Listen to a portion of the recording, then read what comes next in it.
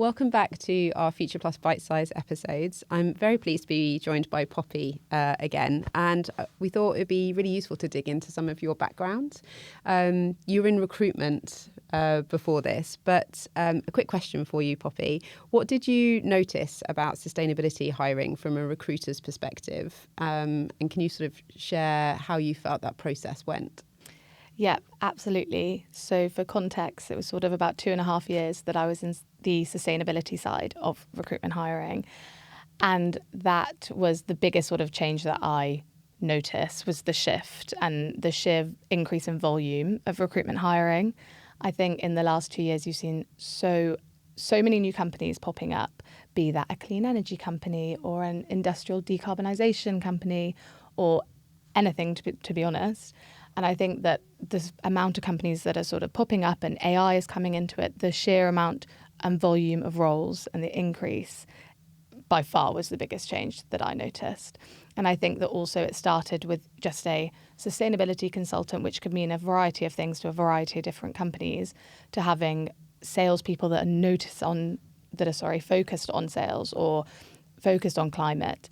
And I think that's kind of the main change that I've noticed is the sheer increase, to be honest. And do you know, when you worked with businesses that were looking at recruiting those sustainability roles, did you see any trends that were things that they should be looking for, but also maybe that they weren't looking for, that maybe you had to sort of guide them in that direction? And, you know, what sort of skill sets does that mean? What are they looking for? I think starting out with things that businesses were they were going a little bit too wide. They were looking for sort of hybrid and unicorn people that obviously do exist, but not often. So they were looking for someone who's a climate scientist, a operational person, a strategy person. And obviously those people do exist, like I said, that can do all of those things, but they kind of just went a little bit too wide with their job specs. And I also think, you know, the main thing that I'd also say is that you can't look at sustainability as a separate entity to the business. It needs to be sort of embedded in the function and part of all of those conversations, I suppose. So in terms of skill sets, it's obviously having those people that have the sort of proper background, so to speak, that have been trained in climate, etc. But it's also just sort of making sure that the person isn't too sort of widely spread, I suppose, is the main thing. Yeah, because we see lots of sort of sustainability teams of one. Yeah. And that's a lot to be dealing with the social impact, the environmental impact, the technical side of what that looks like, the operational, the reporting. It's a huge skill set, which I think is arguably sometimes where we come in and kind of help scaffold what that looks like, bring in structure, but also expertise and support, because you can have a brilliant person that, as you say, if they're doing too much in that role, you're not getting the most out of them. And, you know, if you have a team of one, sometimes it can be useful to have some support. No, definitely. 100%. Sits underneath. And I suppose on that question, do you think that businesses do need a sustainability hire still, a dedicated, or, you know, should they be building teams? Should they be looking at outsourcing? What did you sort of find with the companies you were working with? I think that the main thing that I found is that obviously companies, more likely than not, will need somebody who's sort of, you know, interested in sustainability or will want to take on that responsibility. I don't think it's necessary, because there's companies such as us and other companies that obviously can help. But I think the most important thing is sort of, it's not looking at whether you need a sustainability hire per se, and it's looking at where sustainability fits into your business. So it's looking at sort of, you know, making sure that sustainability is having the right intentions instead of just coming in and having a generic sustainability hire, but whether that's looking at, you need to sort of do a risk analysis of your company, and that is situated in sustainability frameworks or that kind of thing, really. And it feeds off what you just said as well. I think bringing in one sustainability hire in general, it's quite hard for them to change a company of, let's say, 500 people. So it depends what stage of a business you're at. I mean, if you're early, then you might want to bring someone in a sort of ESG lens in operational sides. If you're a mid-stage, then it's somebody who is more generalist, and then you build up from there, and that's when you build the team out. And I think that's the most important thing about that sort of question, is not looking at whether you need a hire, it's where sustainability is. I think there's also a really big call for if you recruit somebody with in that sustainability role in the business, is making sure that they have the responsibility and accountability, but also the decision-making powers, and that there is support from above in order to do that, because it's so much easier and more valuable and more progressive and more productive in order to have somebody that can actually do the things that need to happen, be it compliance or cultural or whatever it may be, I think. I think so too, because at the end of the day, the decisions they make will affect the business. So they need to have the authority to be able to put the practices into place so that the businesses can see the value add and can see all of that actually come into it. So to have the responsibility is probably one of the most important things. Over the last few years, especially, what we've seen is a wealth of people having academic qualifications that are much more desirable around sustainability. I think, even 10, 15 years ago, people weren't coming out with the same kind of qualifications. So there's quite a lot of technical expertise in the industry. But what we're also seeing is sustainability moving to a stronger conversation around the commercials.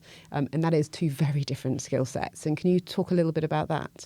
Yes, definitely. And I think that there are so many people around the world that have such strong technical knowledge in the climate world. And I think the only thing, if there was a gap, would be people being able to translate that into commercial language and being able to sit in a boardroom full of people that have no idea what sustainability or ESG is and actually articulating that to major stakeholders or various stakeholders so that it actually makes sense to them in a commercial way and in a business-driven way. Somebody who can almost, translate what the carbon data is, because a board member would see that and just see we've had 1,000 tons of CO2 equivalent emissions and not know what that means. And somebody who can say, this is how it translates into our business and this is what we need to change.